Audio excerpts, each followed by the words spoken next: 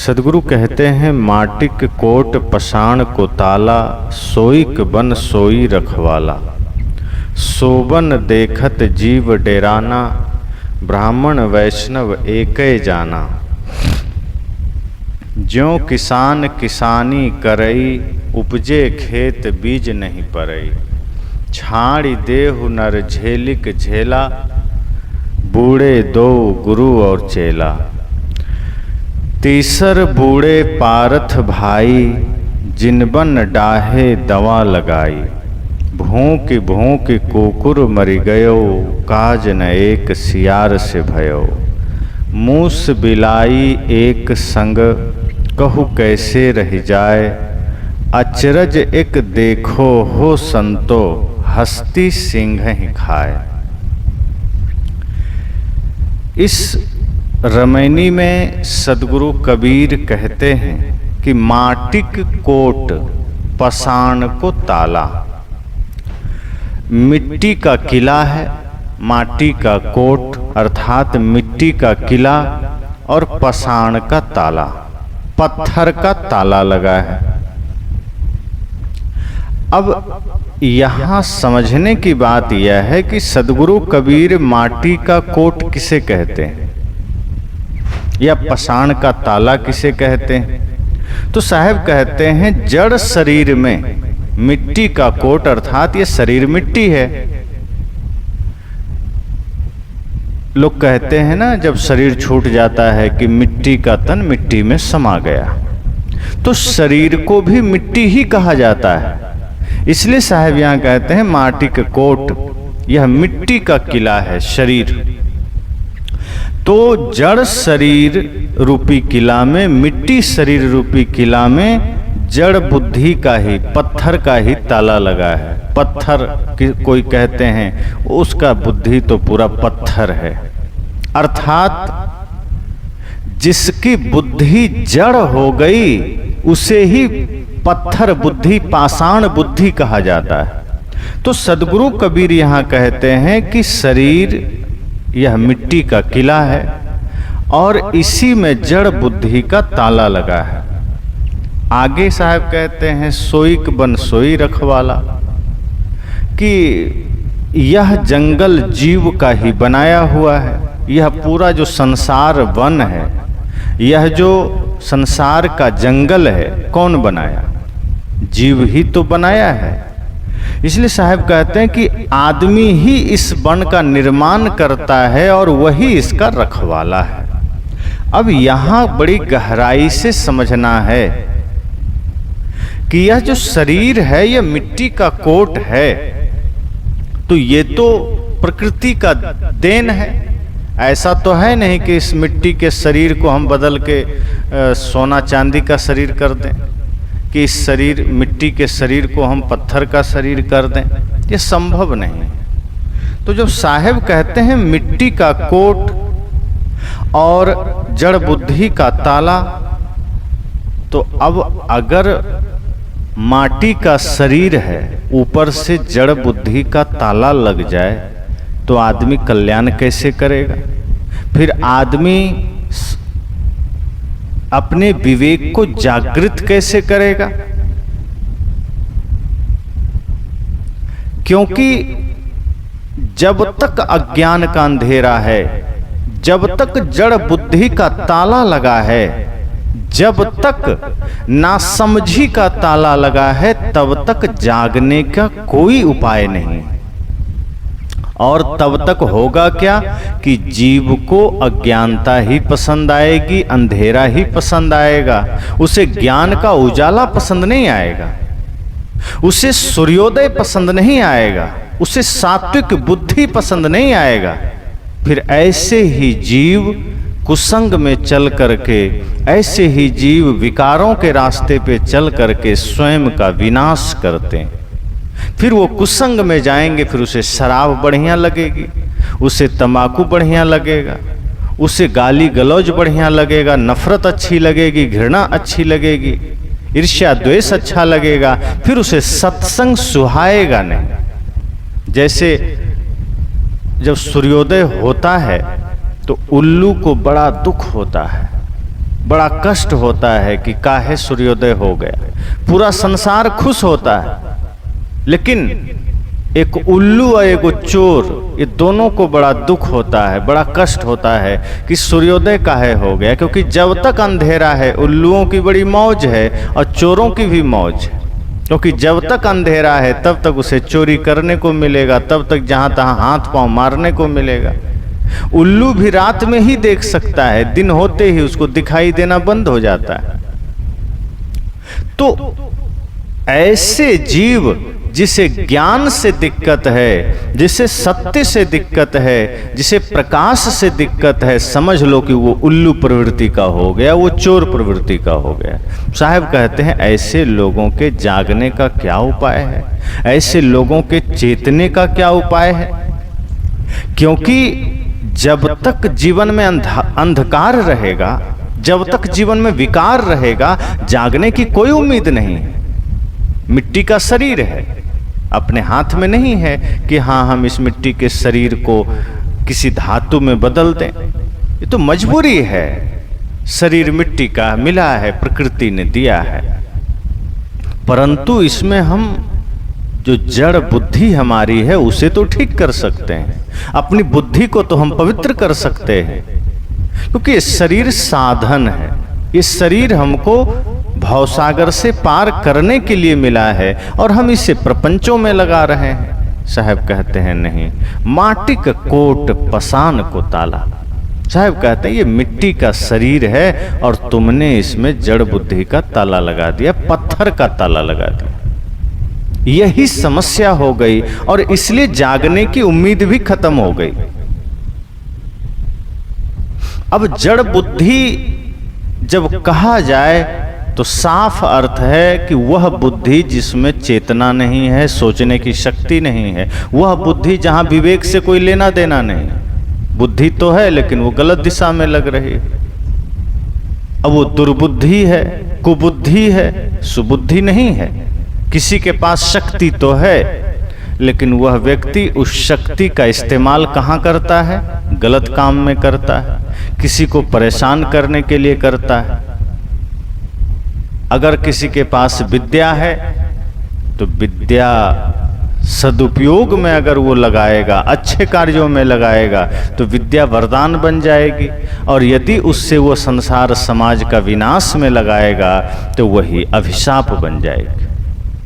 अगर अपने धन को वो सदुपयोग करता है, अपने धन का वो किसी अच्छे कार्यों में उपयोग करता है तो वही धन धर्म बन जाता है, वरदान बन जाता है। और यदि उसी धन से वो किसी के साथ गलत करता है, गलत करवाता है तो वही धन अभिशाप बन जाता है, वही धन पाप का कारण बन जाता है। इसलिए साहब कहते हैं कि आदमी तभी तक पाप करता है जब तक उसकी बुद्धि जड़ है, जब तक उसे अंधकार पसंद है। क्योंकि जैसे ही भीतर ज्ञान का उजाला होता है, जैसे ही बुद्धि पवित्र होती है, भीतर के सारे चोरत्व कर्म खत्म हो जाते हैं। फिर हमारा मन, बुद्धि, चित्त जो भी सब पवित्र हो जाता है। इसलिए साहब ने कहा कि इस जीवन में जागिए, क्योंकि गतिशीलता का अर्थ ही है जहां चेतना जगी हुई है और अभी हम सोए हुए हैं। हमारे जीवन में कोई संवेदना नहीं है, कोई सक्रियता नहीं है। हम निष्क्रिय बने बैठे हैं, सोए हैं, बेहोश पड़े हैं। ये मत समझना कि दौड़ता चलता हाँफता हुआ आदमी सक्रिय है। आपको हर आदमी कांपता हाँफता हुआ दिख जाएगा। इतना बाहरी रूप से वो सक्रिय मालूम पड़ेगा जैसे कि पूरा हिमालय कंधे पर उठा रखा है। दिन रात माया के लिए, दिन रात घर परिवार के लिए, बेटे के लिए, संसार के लिए, धन के लिए इतना प्राण गंवा रहा है। उसकी इसमें इतनी सक्रियता है जैसे कि धरती पर इससे ज्यादा महत्वपूर्ण कुछ नहीं है। लेकिन ये समझ जाना कि ये आदमी धरती का सबसे ज्यादा बेहोश और निष्क्रिय आदमी, जिसकी सक्रियता धर्म के प्रति नहीं है, जिसकी सक्रियता स्वयं को जगाने के प्रति नहीं है, मैं कौन हूं इसे जानने के प्रति नहीं है, समझ जाइए वह व्यक्ति अंधकार में है, वह व्यक्ति अज्ञानता में है, वह व्यक्ति फिर सोया हुआ है, फिर वह व्यक्ति संवेदनहीन है, वह व्यक्ति निष्क्रिय है। इसलिए हमारे जीवन की निष्क्रियता हमें डुबा रही है। साहब कहते हैं जागृत हो, ये जो जड़ बुद्धि तुमने बना रखी है इसे खत्म करो और अपनी चेतना को जगाओ, अपने विवेक को जगाओ। जब तक हम इस असत्य का त्याग नहीं करेंगे, सत्य से परिचय कैसे होगा? कोई आदमी जेल में बंद है तो वो छूटना चाहता है, लोहे की जंजीरें हैं, लोहे की हथकड़ियां हैं, लेकिन चालाकी से अगर हाथ में जो हथकड़ी है वो सोने का बना दिया जाए और जंजीरें भी सोने का बना दिया जाए, फिर वो आदमी छूटना नहीं चाहता। उसे पता ही नहीं चलता कि हम बंधन में। फिर उस सोने को देखकर इतना लालची हो जाता है कि फिर वो खुद जंजीरों की सुरक्षा में खड़ा हो जाता है। अगर कोई काटना भी चाहे तो वो खुद लड़ लेगा कि नहीं, ये मेरे सोने, ये मेरे चांदी। यही हमने किया है। माया में हम हैं, माया में लिप्त हैं, माया में अटके भटके हैं। और इस माया से जब कोई मुक्त करना चाहता है, इस अज्ञानता से जब कोई जगाना चाहता है, तो हम क्या करते हैं? हम उसको ही वैरी मान लेते हैं, हम उसको ही दुश्मन मान लेते हैं कि नहीं, तुम तो मेरा दुश्मन हो, तुम तो मेरा बैरी हो। क्यों? क्योंकि वो हमें जगा रहा है। सोए हुए आदमी को जगाने वाला सदैव दुश्मन माना जाता है। लेकिन अगर आप सो रहे हैं और कोई और लोरी गा के सुला दिया, आपको और गहरी नींद में डाल दिया, तो आप उससे मित्रता कर लेते हैं कि ये मेरा अपना आदमी। लेकिन समझ जाइए, जो आपको बेहोश कर रहा है, जो आपको और ज़्यादा सुला रहा है, जो आपको आपके पाप में सहायता कर रहा है, वो आपके जीवन का सबसे बड़ा दुश्मन है। और जो आपको जगा रहा है आपका हितैषी है। मन दुखी होगा, क्योंकि मन को ये पसंद नहीं है। जागरण मन को पसंद ही नहीं है। मन को बेहोशी पसंद है, मन को अज्ञानता पसंद है, मन को नरक पसंद है। लेकिन जो जागृत पुरुष हैं वो हमें जगाते हैं। तो साहब कहते हैं माटी का कोट, शरीर तो मिट्टी का किला है, और हमने इस पर ऊपर से जो बुद्धि हमें मिली उसे हमने पत्थर का बना दिया, जड़ का बना दिया। इस मिट्टी के शरीर में बुद्धि भी जड़ हो गई, और जब जड़ बुद्धि हो गई तो विकास के सारे रास्ते बंद हो गए, जागरण के सारे रास्ते बंद हो गए, क्योंकि हमने मुख्य द्वार में ही पत्थर लगा रखा है। जिस बुद्धि से हम संसार को समझ सकते थे, जिस बुद्धि से हम संसार को जान सकते थे, सत्य सत्य को समझ सकते थे, अच्छा बुरा को समझ सकते थे, हमने उसे ही निष्क्रिय कर दिया, हमने उसे ही लॉक कर दिया। इसलिए साहब कहते हैं मजबूरी है प्रकृति से जो शरीर मिला मिट्टी का है। आज है कल रहे ना रहे, कब छूट जाए कौन जानता है। माटी का कोट है, मिट्टी का किला है, दिया में तेल कब तक है कौन जानता है, सांस कितनी है कौन जानता है, हमारा दाना पानी कितना है कौन जानता है। लेकिन इसके बावजूद जो समय हमें मिला, हम उसको इतना बेहोशी में जी रहे हैं, इतनी नासमझी में जी रहे हैं कि हम जागृति का कोई उपाय नहीं खोजते, अपने भीतर के विवेक को जगाने का कोई रास्ता नहीं खोजते। इसलिए साहब कहते हैं कि माटी का कोट पसान को ताला, मिट्टी का किला है और जड़ बुद्धि का ताला हमने लगा दिया है। आगे साहब कहते हैं सोईक बन सोई रखवाला, अर्थात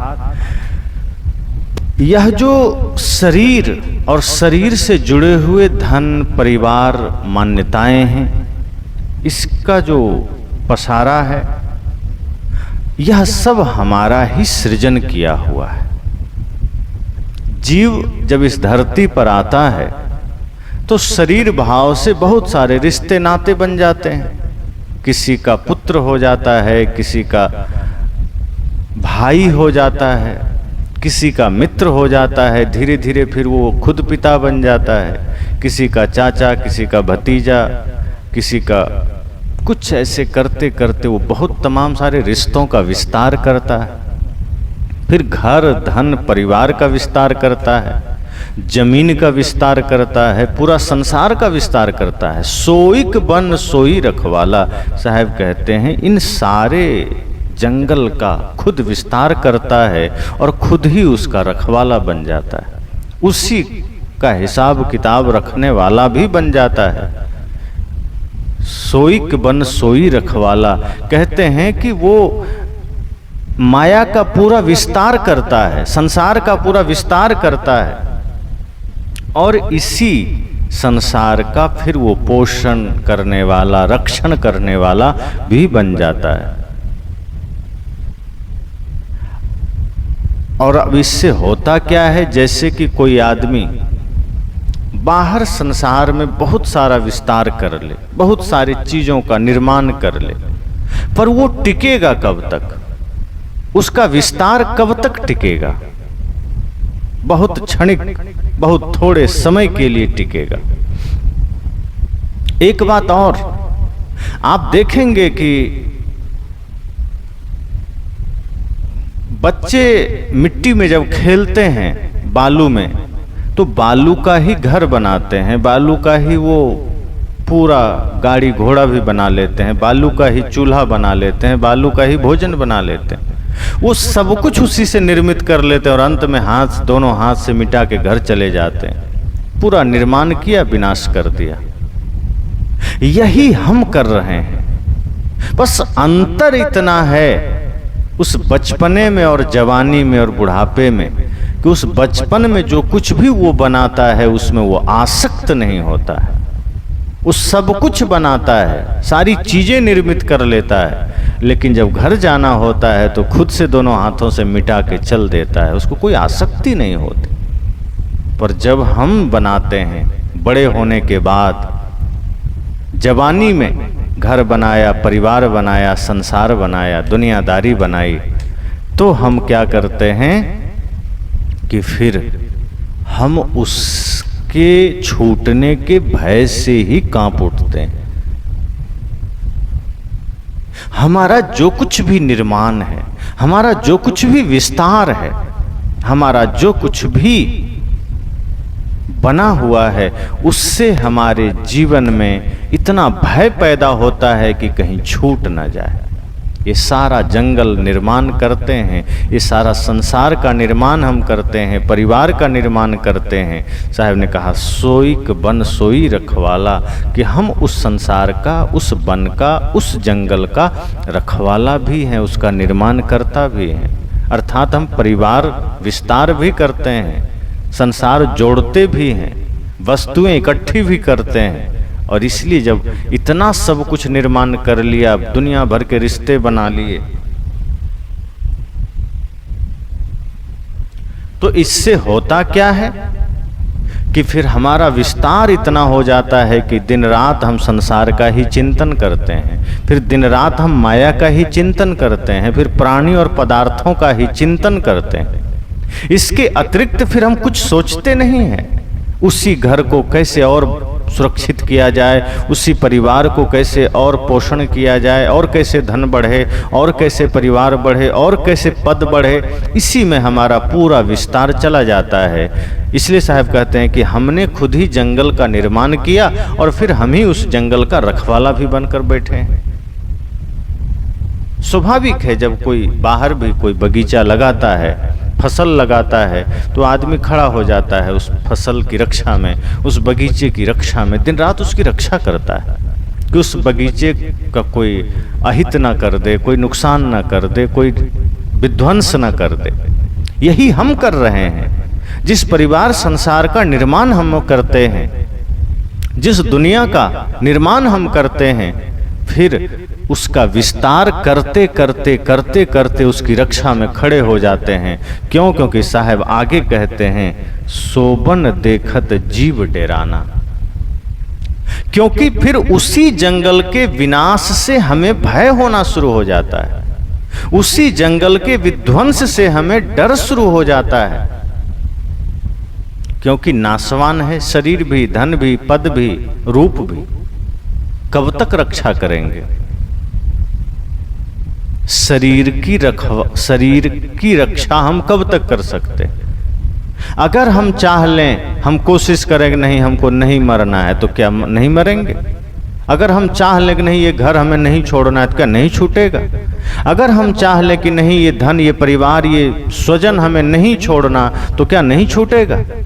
छूटेगा, तब भी छूटेगा, ये शरीर भी छूटेगा, संसार भी छूटेगा, पद भी छूटेगा, धन भी छूटेगा। साहब कहते हैं फिर क्या होगा, सोबन देखत जीव डेराना।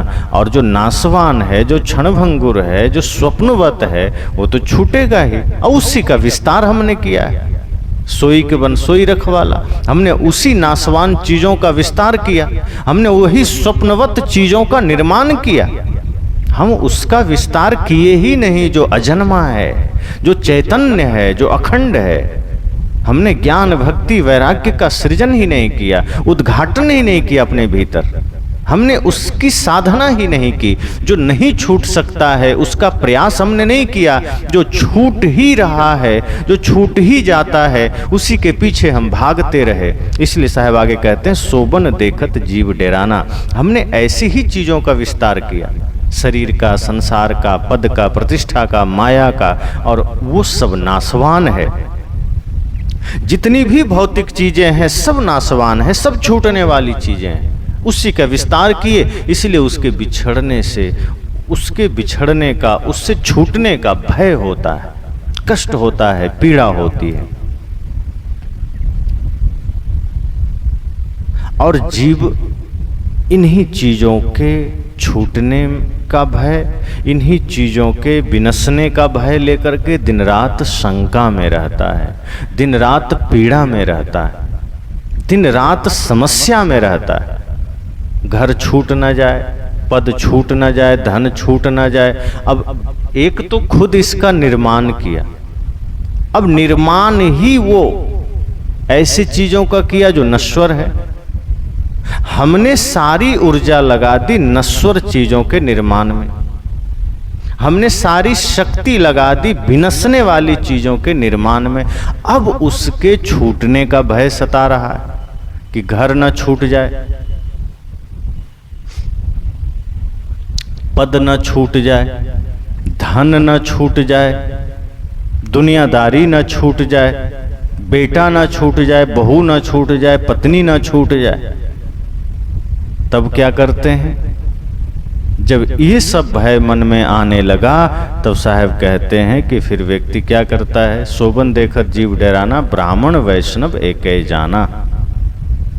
फिर वह व्यक्ति पंडित पुरोहित के पास जाता है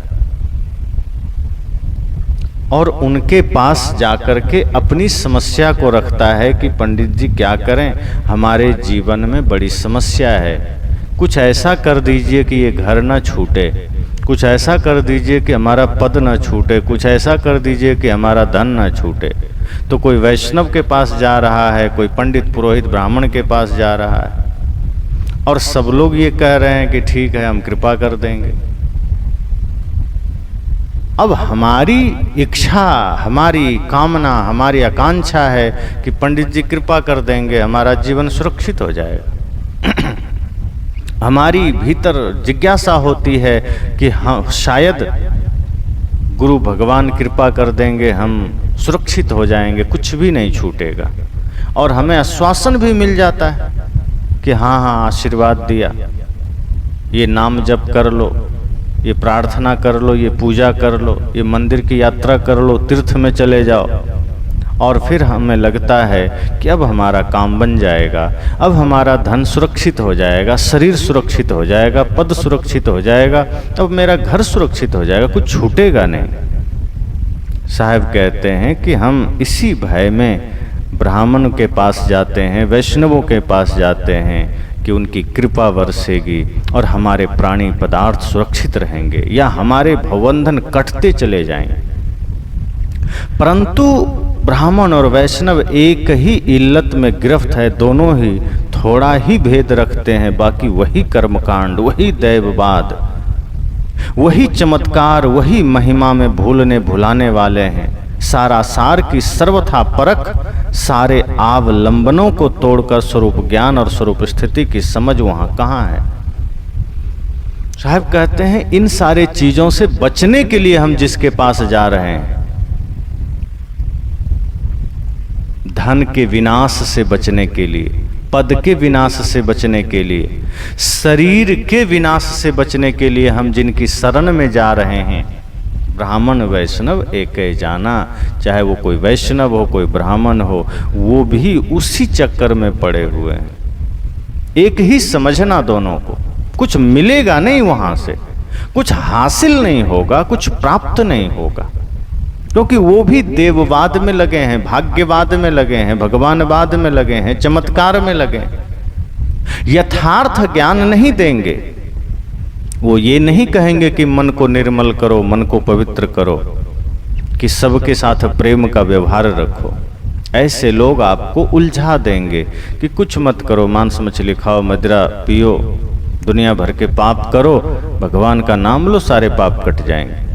अभी सावन का महीना है, लोग कांवड़ की यात्रा लेकर खूब चल रहे हैं।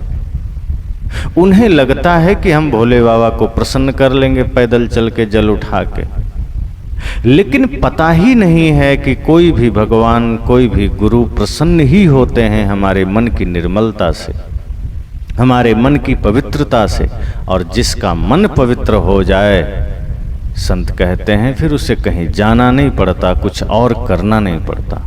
उसके लिए हर क्षण यात्रा है, कांवड़ यात्रा है, तीर्थ यात्रा है, मोक्ष की यात्रा है। पर हम, कहा गया है ना, 1 महीना बोले बम और 11 महीना तौले कम, कि लोग 1 महीना तो बोल बम बोलते हैं और 11 महीना दूसरों का चूना लगाते हैं। तो क्या ये भक्ति है?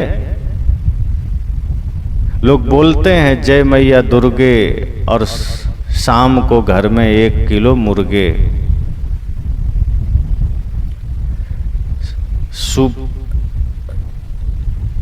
रामा रामा हरे हरे, बकरी मुर्गी घरे घरे। ये सारी चीजें आज चल रहा है कि राम राम तो घर घर में चलता है, लेकिन बकरी मुर्गी घर घर में पालते हैं। और किस लिए पालते हैं? बकरी मुर्गी से प्रेम है इसलिए नहीं पालते हैं, या तो उसको बेच देते हैं कसाई के हाथ में, या खुद ही गला मरोड़ करके खा जाते हैं। तो ये तो भक्ति है। आज एक श्रवण कुमार था जो कांवड़ यात्रा में माँ बाप को ही कंधे में बिठा करके दर्शन करा दिया, 4 धाम की, या घुमा दिया, दर्शन करा दिया, कहा जाता है। और आज माँ बाप से बैर करके, माँ बाप को दुख दे करके, माँ बाप को कष्ट दे करके हम पैदल निकल पड़े हैं कांवड़ यात्रा। एक तो ये मान्यता कि शिवजी बैद्यनाथ धाम में या जहां जहां उनका ज्योतिर्लिंग है वहीं बसते हैं, यही ना समझी। अरे जहां मन की निर्मलता है, जहां मन की पवित्रता है, वहीं शिव प्रकट हो जाते हैं। पर हम मन को ही इतना गंदा रखते हैं कि हमें जाना पड़ता है, और होता कुछ नहीं उससे। राम जी से तो लोगों ने पूछा कि आपको कौन पा सकता है? उन्होंने क्या कहा? निर्मल मन जन सो मोहि पावा, मोहि कपट छल छिद्र न भावा। कि जिसका मन निर्मल है, जो कपट रहित है, छल रहित है, उसे फिर कहीं दौड़ने की जरूरत नहीं। वो जीवों पर दया करेगा, वो सबके साथ प्रेम का व्यवहार करेगा, वो सबके साथ करुणा का व्यवहार करेगा, माता पिता गुरु का सम्मान करेगा, मांस मछली मदिरा का त्याग करेगा। वो व्यक्ति मुझे वहीं पा सकता है।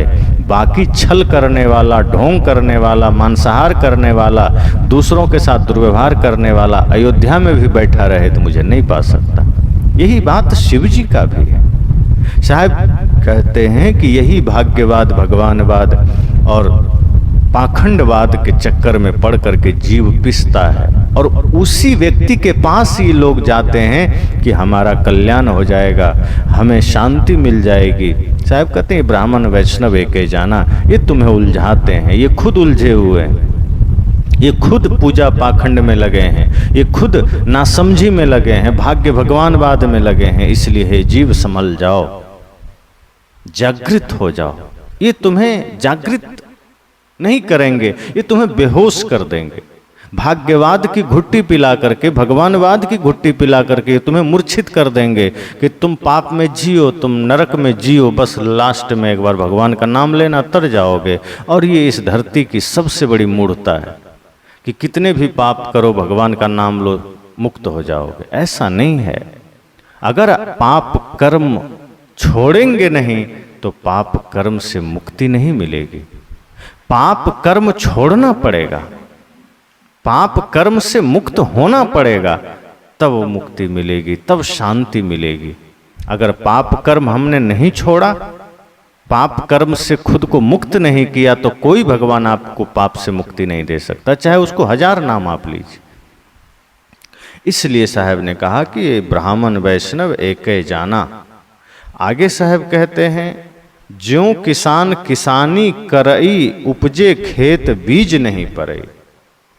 साहब कहते हैं जिस प्रकार किसान किसानी करे, खेतों में बीज बोए, फसल तो बहुत बढ़िया हो, खूब विशाल फसल हो, लहलहाता हुआ एकदम अच्छा भला घना गहरा हरा भरा फसल, लेकिन उसमें दाने ही ना पड़े। जो किसान किसानी करई, उपजे खेत बीज नहीं परई।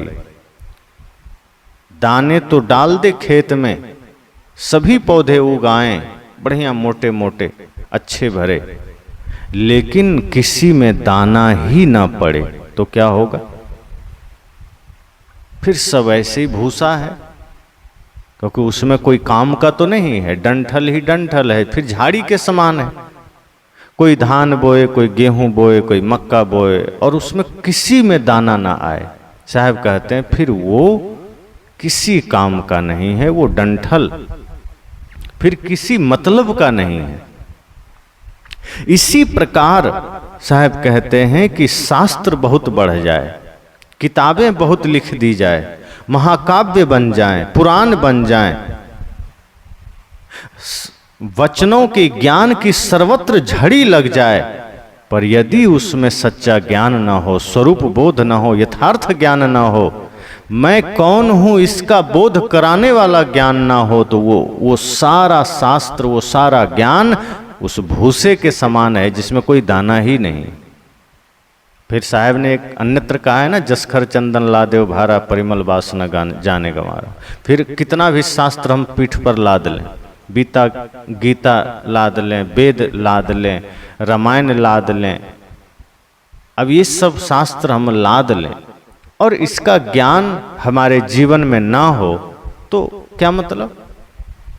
बहुत सारे अनाजों के बीच हम बैठे रहें, सब कुछ भोजन के बीच में बैठे रहे और हम खाएं ही ना, खाने को कुछ ना मिले तो पेट भरेगा क्या? अनाज को देखकर पेट नहीं भरेगा। ऐसे ही खूब शास्त्र बढ़ जाए, खूब ज्ञान का विस्तार हो जाए, पर अगर आत्मज्ञान उसमें कहीं नहीं है, मैं कौन हूं इसका ज्ञान नहीं है, स्वरूप ज्ञान का कहीं कोई चर्चा नहीं है, साहब कहते हैं फिर वो वैसा ही है जैसे जो किसान किसानी करई, उपजे खेत बीज नहीं परई। तो फिर ये ऐसा ही है कि जैसे सर्वत्र वाक्य तो विस्तार हो गया, वाक्य जाल का विस्तार हो गया, वाणी जाल का विस्तार हो गया, लेकिन कोई भी शास्त्र का ज्ञान का कोई मतलब नहीं होता अगर उसमें मुक्ति का ज्ञान नहीं है, शांति का ज्ञान नहीं। अगर उसमें कर्म कांड है, पाखंड का ज्ञान है, एक दूसरे को उलझाने का ज्ञान है, भाग्य भगवानवाद का ज्ञान है, जाति पाति का ज्ञान है, छुआछूत का ज्ञान है, लेकिन मनुष्यता का ज्ञान नहीं है, मैं कौन हूं इसका ज्ञान नहीं है, तो ऐसे ज्ञान से क्या मतलब? ऐसे शास्त्र से क्या मतलब? ऐसे वाणी जाल से क्या मतलब? इसलिए साहब कहते हैं कि हे साधक, तुम इस वाणी के धकापेल में मत पड़ो, तुम इस वाणी के उलझन में मत पड़ो, इस वाणी जाल में मत पड़ो, इसे निकलो। बहुत ऐसे मंच मिल जाएंगे जहां से उलझाने वाले ज्ञान मिलेंगे। सच्चा ज्ञान जल्दी नहीं मिलेगा, सच्चा सौदा जल्दी नहीं मिलेगा, क्योंकि उलझाने वाले जहां भी ज्ञान मिलेंगे भीड़ ज्यादा मिलेगी, क्योंकि वहां चमक दमक है, चमत्कार है, अंधविश्वास है, पाखंड है, छल ठग विद्या है, और आदमी इन्हीं चीजों में जल्दी भूलता है, जल्दी भटकता है। जहां सत्य सत्य कहा जाए आदमी वहां से मुंह मोड़ लेता है। जहां प्योरिटी हो वहां आदमी टिकता ही नहीं है। आप देखिए संसार में लोहा लक्कड़ वाला मंडी चले जाइए, बहुत भीड़ मिलेगी, सब्जी मंडी में भीड़ मिलेगी, मछली मंडी में भीड़ मिलेगी, लेकिन सोना चांदी हीरे के दुकान पर आपको जल्दी भीड़ नहीं मिलेगी, क्योंकि जहां पर उच्चतम चीजें मिल रही है वहां सब लोग नहीं पहुंच पाते हैं, सब खरीद भी नहीं पाते। सही ज्ञान के लिए सही कीमत भी तो चुकानी पड़ती है। छल कपट से भरा मन कहीं चले जाएं तो कहाँ जाएंगे, सत्य ज्ञान में थोड़े जाएंगे। छल कपट है, मन में गंदगी है, तो हम वैसे ही जगह जाएंगे। शराब की दुकान पर हम चले जाएंगे, वहां भीड़ लगा देंगे। दुनियादारी में चले जाएंगे, जुए के अड्डे पर चले जाएंगे। लेकिन मन निर्मल होगा, मन पवित्र होगा तो इन कचड़ों में नहीं जाएंगे, फिर पवित्र जगह में जाएंगे। साहब कहते हैं कि जैसे किसान ने बीज तो डाला, पौधा भी उगा, लेकिन बीज, उन पौधों में कोई बीज दाना नहीं निकला, उसमें कोई सार नहीं निकला। इसी तरह से चारों ओर वाक्य जाल का विस्तार हो गया, ग्रंथ लिखे गए, शास्त्र बने, दुनिया भर की कथाएं हुई और हो रही है, लेकिन उसमें विरला ही कहीं है, बहुत अल्प कहीं है जहां आत्मज्ञान की चर्चा है, बल्कि न के बराबर है। जहां मैं कौन हूं इसकी बात बताई जाती है। साहब कहते हैं फिर वो वैसा ही है कि उपजे खेत बीज नहीं पड़े। फिर साहब कहते हैं कि इसलिए हे मनुष्य, तुम इस वाणी जाल को छोड़ो, वाणी जाल के झमेले में मत पड़ो। ये सब फंसाने वाले हैं, ये सभी आदमी को बंधनों में बांधने वाले हैं। अगर हम एक बार वाणी जाल में पड़ गए, अर्थात इस वाणी के विस्तार में पड़ गए, तो हम उसी में रमते चले जाएंगे और अनादि काल तक उससे मुक्त नहीं हो पाएंगे। अजन्मा उसी में फंस जाएंगे, फिर वही जन्म मरण का चक्र में हम चलते चले जाएंगे। यह मनुष्य जीवन हमें मिला है, हमें जागृत होकर जीना है। इसलिए साहब ने आगे कहा,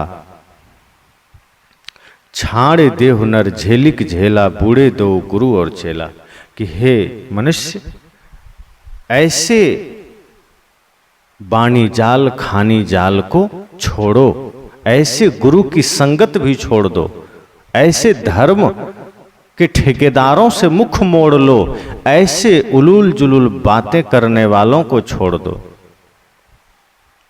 क्योंकि ये जहां भी वाणी का विस्तार है, अगर इसके चक्कर में रहे तो वही हाल होगा। छाड़ दे हुनर झेलिक झेला, बूढ़े दो गुरु और चेला। फिर यहाँ गुरु और चेला दोनों बूढ़ जाते हैं, दोनों डूब जाते हैं।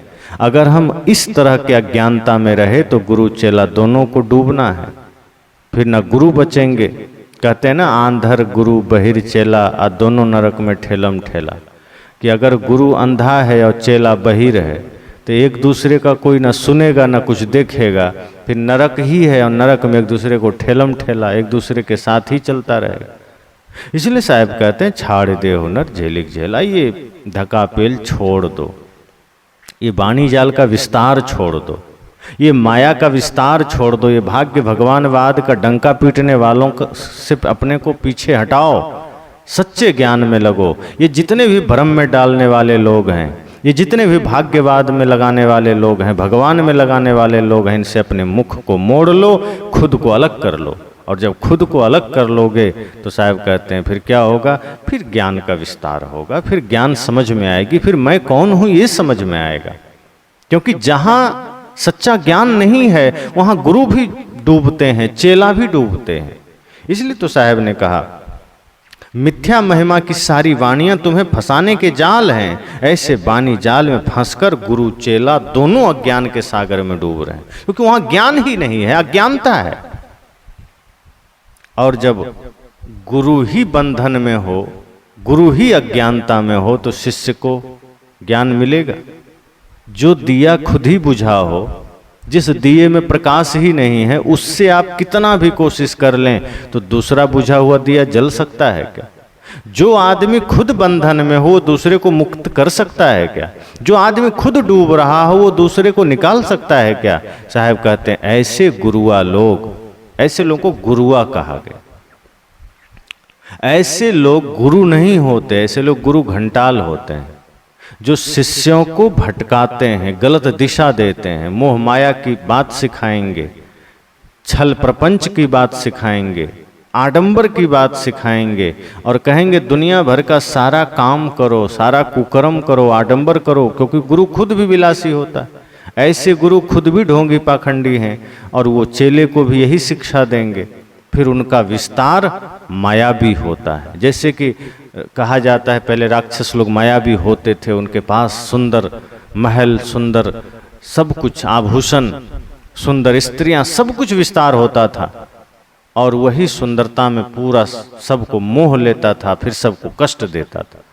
यही आज का तथाकथित गुरु लोग कर रहे हैं, जो चेला को दुनिया भर का स्वर्ग नरक दिखा करके दुनिया भर में लोगों को नरक के नाम पर डराते हैं, स्वर्ग के नाम पर लालच देते हैं। और ऐसे गुरु फिर उससे कुछ भी करवा लेते हैं, कुछ भी बता देते हैं, कुछ भी सिखा देते हैं। इसलिए जागृत होने की जरूरत है। साहब कहते हैं तीसर बूढ़े पारथ भाई, जिन बंडा है दवा लगाए। साहब कहते हैं तीसरा जो वो भी बूढ़ता है पारथ। यहाँ पारथ का अर्थ है पारधी, और पारधी साहब कहते हैं तीसर बूढ़े पारथ भाई। पारथ शब्द पारधी का अपभ्रंश है। पारधी से तात्पर्य शिकार करने वाला, बधिक। यहां साहब एक कदम और बढ़ जाते हैं। वे कहते हैं कि अभी तक तो थोड़ा सा बाणी जाल वाला वंचक गुरु था, पर ये तीसरा जो है वो और भयंकर है और खतरनाक है। ये जो पारधी है, जो शिकारी है, ये और खतरनाक है। इसका अर्थ यह हुआ कि धोखेबाज उपदेशक। जो धोखेबाज है, जो जानबूझकर समाज को बेवकूफ बना रहा है, ऐसे वंचक उपदेशक भी डूबते हैं।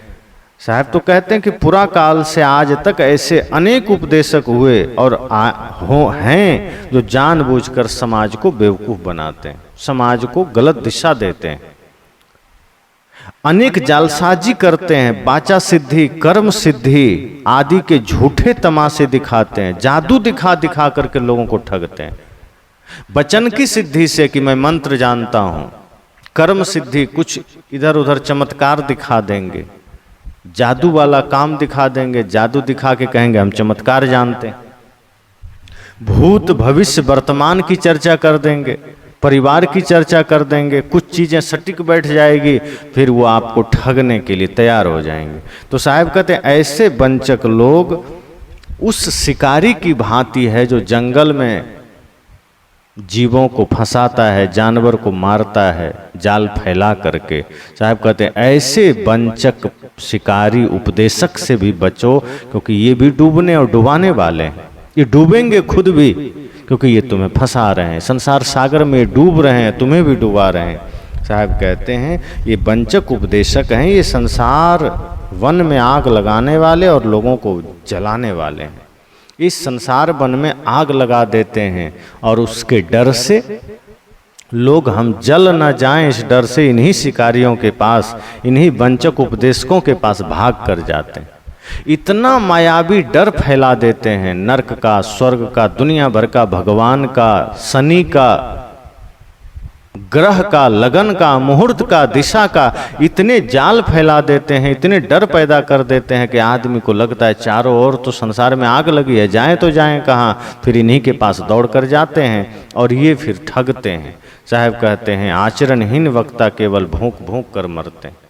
साहब कहते हैं कि ऐसे लोग जाल फैलाते हैं समाज को जलाने के लिए, लोगों को भटकाने के लिए। इसलिए साहब कहते हैं कि तीसर बूढ़े पारथ भाई जिनवन डाहे दवा लगाई। साहब ने कहा कि ये तीसर, ये जो अज्ञान की, ये जो शिकारी है, अज्ञानता में पड़ा हुआ, समाज को बेवकूफ बनाने वाला, ये जो अंधा धोखेबाज उपदेशक है, ये भी डूबते हैं, क्योंकि ये संसार रूपी वन में अज्ञान की अग्नि लगाकर उसे भस्म कर रहे हैं। क्योंकि ये चारों तरफ अज्ञानता की आग फैला रहे हैं, ये चारों तरफ नरक फैला रहे हैं, इसलिए इससे भी बचने की जरूरत है।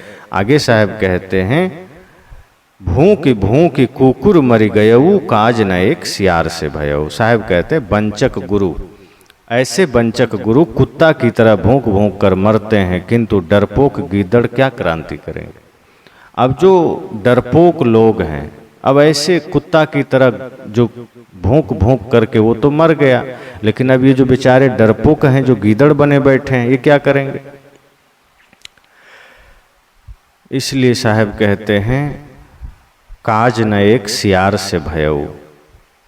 भरम उपदेश देने वाले गुरु, हवाई महल बनाने वाले गुरु ऐसी बातें तो बहुत करेंगे, लेकिन उससे कुछ होता नहीं है, कोई सार नहीं रहता।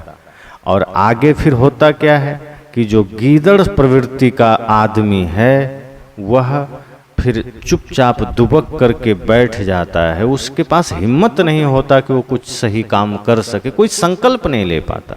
कई बार आदमी इतना स्वयं को कमजोर मान लेता है कि एक छोटा सा काम करने के लिए भी वो झट से उसका मन उसे मना कर देता है। उसे कहता है अरे छोड़ो, तुमसे नहीं होगा, रहने दो, छोड़ो, बस इतना में ही कर लो।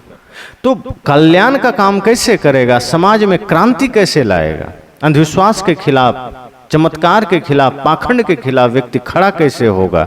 साहब कहते हैं, फिर काज न एक सियार से भयो। डरपोक व्यक्ति न गलत बातों के प्रति विद्रोह कर सकता है और न सही रास्ते पर चलने का साहस कर सकता है। साहब कहते हैं, ऐसा आदमी कोई उन्नति का काम नहीं कर सकता, कोई प्रगति का काम नहीं कर सकता, कोई समाज कल्याण का काम नहीं कर सकता। ऐसे लोग सत्य और उन्नति पथ के राही नहीं होते। जैसे बिल्ली के साथ, साहब कहते हैं ना, मूस बिलाई एक संग कहू कैसे रह जाए, अचरज एक देखो हो संतो हस्ती सिंह खाए। कि जैसे बिल्ली के साथ रहकर चूहे का कल्याण नहीं है, ऐसे ही माया के साथ रहकर जीव का कल्याण नहीं। माया बिल्ली के ही समान है, चूहे पर झपट्टा मारती है, खा जाती है। ये माया जीव पर झपट्टा मार करके इसको दबोच लेती है।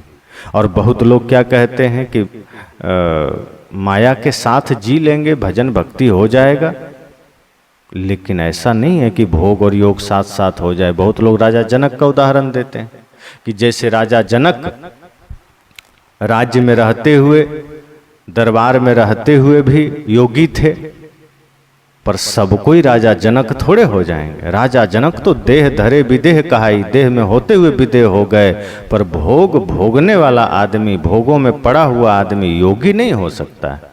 और हर कोई राजा जनक नहीं हो सकता है। भोग में लगे हुए आदमी का विवेक सो जाता है, उसकी चेतना मूर्छित हो जाती है, कुंठित हो जाती है। वो योग कैसे साधेगा? वो योगी कैसे बनेगा? पूर्ण योग के लिए, पूर्ण ध्यान के लिए, पूर्ण परमानंद के लिए भोगों का, विषयों का, वासना का त्याग अनिवार्य है। किसी भी प्रकार की वासना हो, कामना हो, इच्छा हो, और इसका त्याग के साथ साथ कुसंग का त्याग जरूरी है। कुसंग का त्याग, क्योंकि संग से ही हमारे जीवन में रंग चढ़ता है। तो हम कुसंग का भी त्याग कर दें, क्योंकि इसी कुसंग से जीवन में समस्याएं आती हैं। जैसा संग करेंगे वैसा रंग चढ़ेगा। अगर भक्त का संग करेंगे, भक्ति का रंग चढ़ेगा।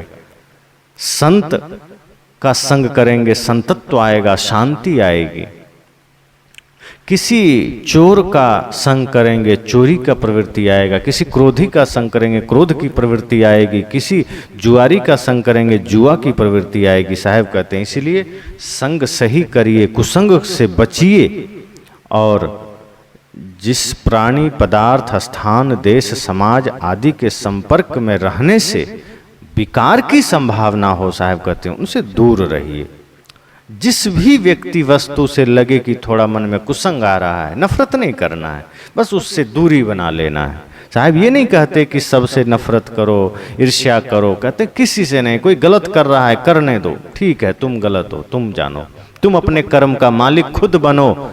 हमें अपने कर्मों को ठीक करना है, हमें अपने मार्ग पर सही से चलना है। और अगर लगे कि किसी के वजह से हमारी भक्ति बिगड़ रही है, शांति से, मन में कोई क्लेश किए बिना परम आनंद के साथ धीरे से मुख मोड़ लीजिए, कोई मतलब नहीं।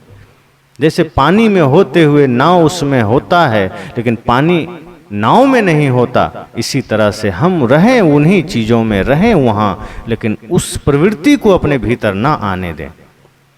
इसलिए साहब ने कहा कि उनसे दूर रहिए, तभी स्वरूप स्थिति बन सकता है। आगे साहब कहते हैं, अचरज एक देखो हो संतो हस्ती सिंह ही खाए।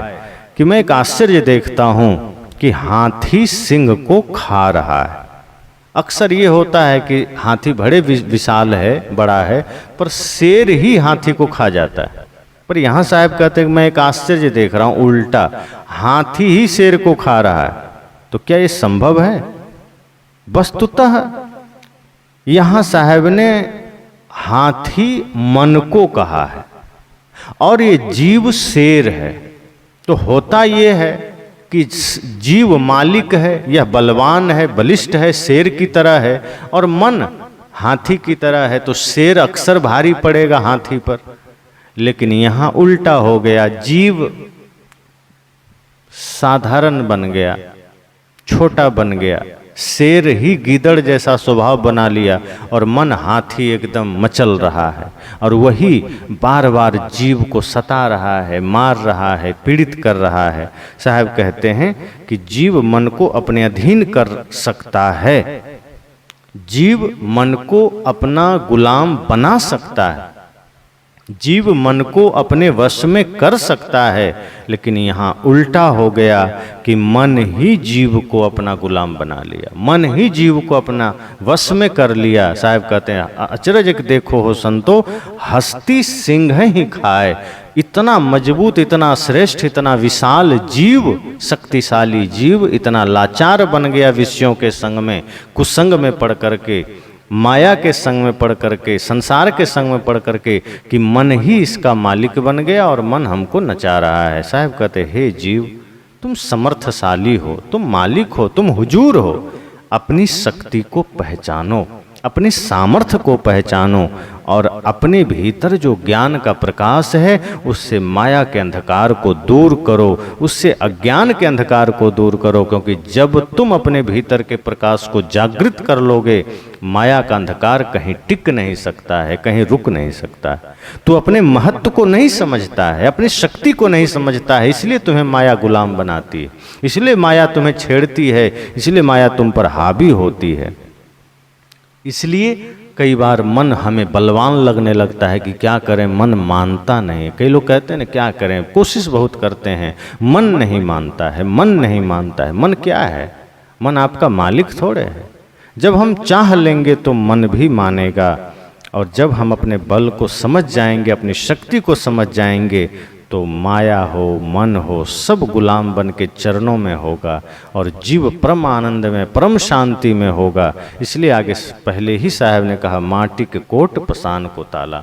मिट्टी का शरीर है, बस समस्या यहीं से शुरू हुई कि इस मिट्टी के शरीर में हमारी बुद्धि जड़ हो गई, पत्थर हो गई, और इस पत्थर बुद्धि से हमने पत्थर का ही निर्माण कर दिया। अगर हमारी बुद्धि जागृत होती, हमारी चेतना जगी होती, तो हम इस मायावी संसार का निर्माण ही नहीं करते। फिर हम ज्ञान जागृत करते, सत्य की साधना करते, भक्ति करते। लेकिन बुद्धि हमारी जड़ हुई, पत्थर हुई, और हमने माया मोह का विस्तार कर लिया, संसार का विस्तार कर लिया। इसलिए हुआ ये कि धीरे धीरे धीरे धीरे ऐसे ही संग में पड़ करके, ऐसे ही धर्मगुरु के सानिध्य में जा करके हम अपना मोक्ष कल्याण चाहने लगे, शांति चाहने लगे। उल्टा हमें वहाँ से भ्रम मिला, अज्ञानता मिली, दुख मिला, पीड़ा मिली, जन्म जन्मांतर तक भटकना ही मिला, और अंत में हम इतने लाचार हो गए कि मन ही शेर की भांति बन करके हमें दबोच लिया। साहब कहते नहीं, तू अपनी शक्ति को पहचान, तू अपने सामर्थ्य को पहचान, तू अपने भीतर जो छिपी हुई अनंत ऊर्जा है उसको पहचान। और जिस दिन हम अपने भीतर की शक्ति को पहचान लेंगे, अपने भीतर की ऊर्जा को पहचान लेंगे, माया भी धाराशायी होगी, मन भी धाराशायी होगा, और हे जीव तू आनंद स्वरूप होगा, तू परमानंद स्वरूप होगा, परम मुक्ति की अवस्था में तू स्थित होगा। बस